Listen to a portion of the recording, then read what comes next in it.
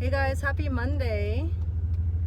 So this weekend I had to attend a little get together, as the plus one of my boyfriend. And it's just so funny, I love Tim Dillon, and I remember one of his very first rants was about how boomers like to go to their kids' house, so their millennial kids' houses, and just shit on the place because it's 9 times out of 10 it's smaller than the house they have in their post-retirement life. So that's exactly what happened this past weekend. The context was my boyfriend had worked with this guy for like 10 years. It was his boss. And so the guy's son had invited us to a surprise party celebrating his old boss's 50th wedding anniversary, with his wife, obviously. So since it was a surprise party, it wasn't at ex-boss's house, it was at the son's house. So we had, we got there and everything. We looked up the address, in the beginning, and it was just a little modest house, little 3-bedroom, 1.5 bath, not, I guess a rambler. I don't know. It's not a trailer, so it's a proper house. Fine little starter home. I think they have 3 kids, which tight, but as a kid who grew up not in a house, I would have taken a cramped house versus a trailer, just because the teasing that you get from one to the other is a little bit harsher. So anyway, that's exactly what these boomer parents did. We get there. We were a little late because there was 3 hours worth of fucking traffic. But, they were so happy to see my boyfriend. And they immediately, the first thing that came out of their mouth, the woman specifically, was, God, I want us to go all get out of here so we can go to our place, because they have a nice big house. They're both retired. She was in banking. He was in this manufacturing company. And they're both retired. They both got a lot of money, a lot of disposable money, and 5 acres of land too to boot. So they were like, yeah, we want to get out of here as soon as possible, and it really just pissed me off, man. I didn't know these people. I never met them. I never met their kids either, their son and their daughter-in-law. But I just could not believe that, they were not only grateful that, one of their sons, or I think both of their sons, had, and obviously the daughter-in-law had orchestrated this big get-together. How many people showed up? Maybe between 20 and 30. They couldn't have just been fucking thankful that their fucking kids went out of their way to throw them a fucking party with all of their closest friends and family. No, they had to shit on the fact that it was not at their grand place. It just, I don't know. I feel like, the daughter-in-law, who was so nice. Oh my God, I take back I don't like to generalize types, but I tend to when the vast majority of a certain type that I meet are shit fucks. But in this case, the daughter-in-law was an INFP, and she was so fucking sweet. She came up to me and she's like, I know you probably don't know anybody here, but I just want to point out to you, the 2 people that this is for, right? And we talked a little, just a little bit of small talk, and then she was like, you know, I gotta go, you know, do cake stuff or whatever. We brought cakes. I don't know. But very nice girl. And I you know, if that woman is mean to that girl, man, there really is a special place in hell for mother-in-laws that are mean to women who love their son and treat him well, and vice versa. You know, it's just like, you really, you know, I don't know, moms are so weird with their fucking sons, dude. I've seen it with my own mom. I saw it with my ex-boyfriend's mom. It's just, it really is so fucking gross. It's so weird. Like, bitch, he's your son. He's a grown man, and I treat him well, and he loves me. Like, where is this aggression coming from? Stupid bitch. So anyway, but real news that I wanted to share with you guys. So I think it was Saturday morning, the day of this little get together. That morning, I woke up and the first thing I thought of was what I was dreaming about, which it was something to the effect of, like, I think it was Jack Morgan, but I'm not sure. Somebody was saying that they were so poor, they were cutting pennies in half. They were cutting pennies in half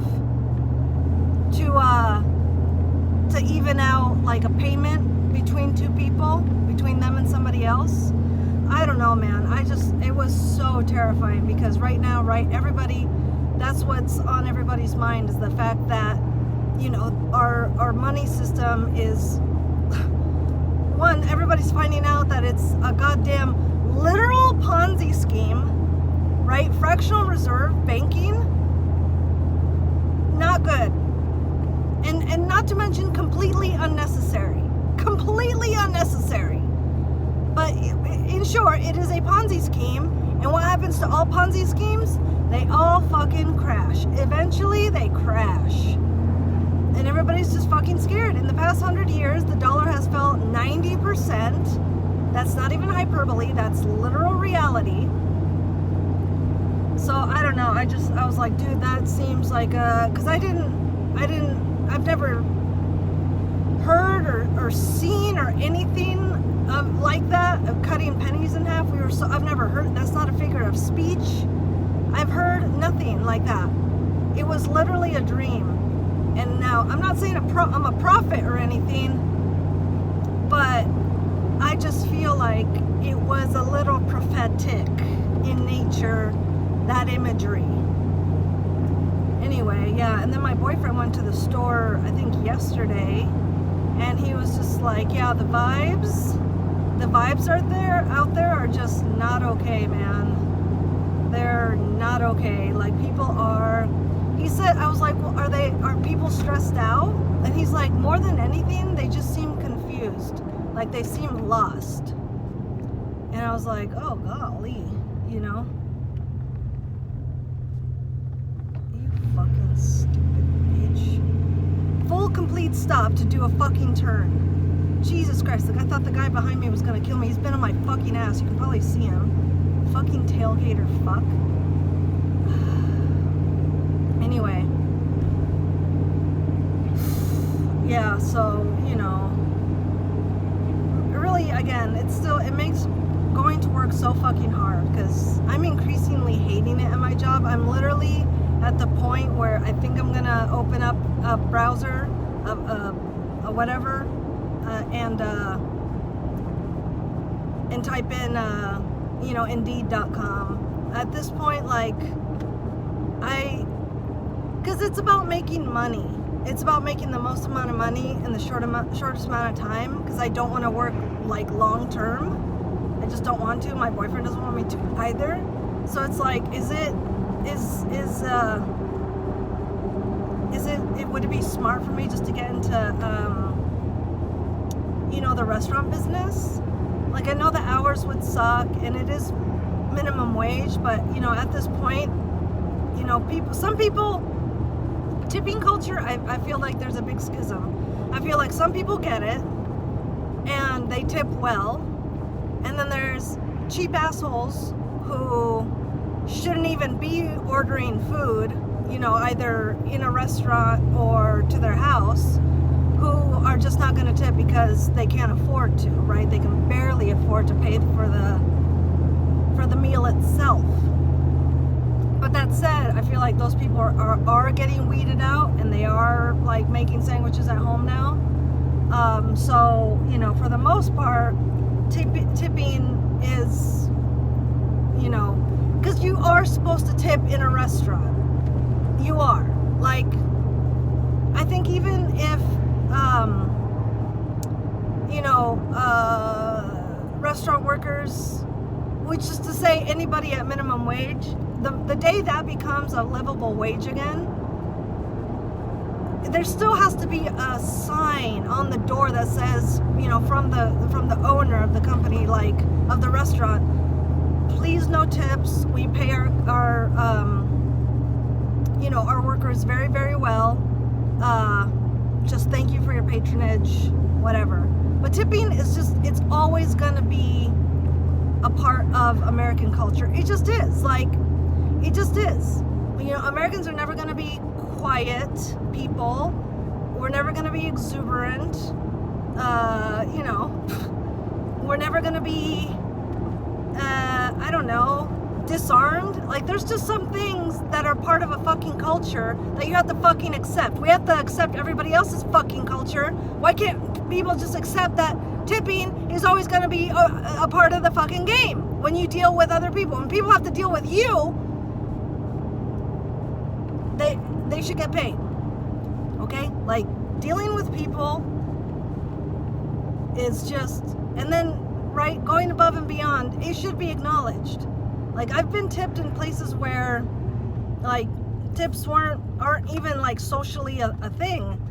But there are people out there, you know, who do recognize it and reward it. Because it is increasingly, and it's always been a rare thing. Like, people don't, it's so weird. Like, there's so many people who just don't understand, like, they don't have empathy. Like, they can't put themselves in somebody else's shoes, and I don't know, like, they can't anticipate what somebody else wants. Like, I always know what somebody else wants, always. I can't not know what somebody else wants. I don't know, man. It's just so fucking weird. But overall, it was a good weekend. I did not clean, which I like to do one day of chilling out, one day of cleaning, not always in that order. But, you know, all day Saturday we were in a car or at this place. So much traffic, it was so far away.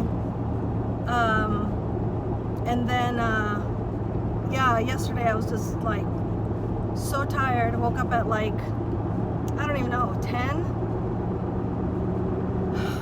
I'm not built for work, dude. I'm just not, like, especially at dick wage. Like, it's just not really,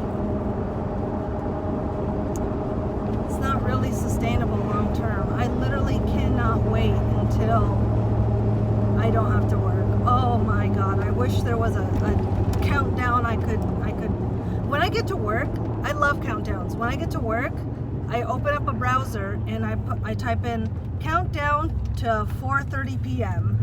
and I just, every now and then I'll click over to that tab and I'll see, oh, 6 hours to go, minus my hour lunch, really just 5. I fucking hate working, dude. I am so fucking over it. I should look for a new job because this isn't healthy. Like, this isn't healthy for me to be this hateful in a job. It's just not. It's just not.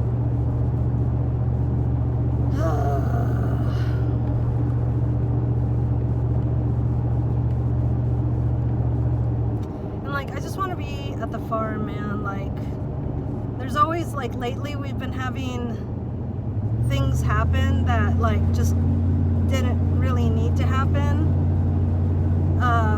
a couple, like a guinea died, and a little chick died. And well, there, you know, even in hindsight, there really was nothing I could do about it. They were kind of freak and or, you know, unpreventable things. I don't know, after those deaths, I just come out of it thinking like, man, I really need to like live and breathe this place so that, you know, if anything is ever amiss, or anticipatable, is that a word? Anticipatable? I don't know. I can do that. I can get ahead of it. And just, I don't know, it's just so sad when something dies on the farm. It is a part of it. It's a part of life. Like, there's no, you know, I don't cry about stuff when it dies. But man, it really is just like, oh, such a fucking bummer. And then you go to work and you're dealing with people who are freaking out over stuff that's completely fixable, and you just look at them like, are you fucking retarded? Did anything die? No?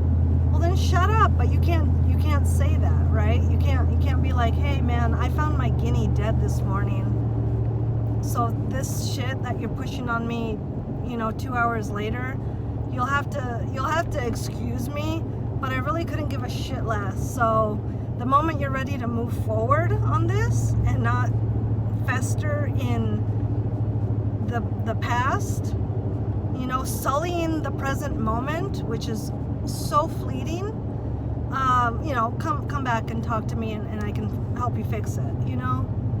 Like, I just, fags, dude, fucking fags. I hate them all.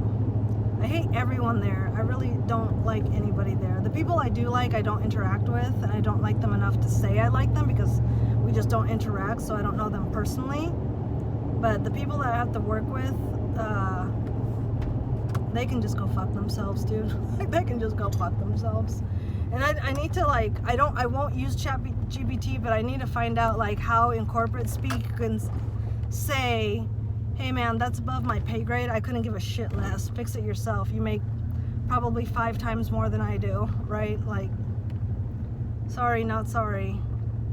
Like, you just can't make me care. You can't make somebody you're paying, you know, the same amount somebody getting paid to scoop ice cream gets paid, you know? And I hate that I complain about this so much, but talking out loud, it's making it very clear to me that I think I've reached the limit, and I don't see myself being happy there. You know, even with a $2 raise in 6 months, like 6 months more of feeling like I'm being taken advantage of. I don't think so. Anyway, you guys have a good night. I'll talk to you guys later. Bye.